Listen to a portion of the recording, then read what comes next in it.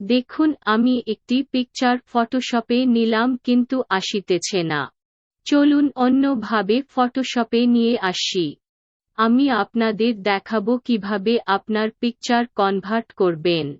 প্রথমে আমার format factory open করি এবং ওই পিকচার দুটি নিয়ে ফরম্যাটে ড্রাগ করি, তারপর ফটো এক্সটেনশন সিলেক্ট করি, তারপর স্টার্ট ক্লিক করি।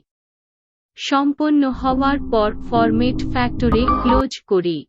আগের পিকচার দুটি ডিলিট করে ফরম্যাট পিকচার দুটি ড্রাগ করে ফটোশপে নিয়ে আসি।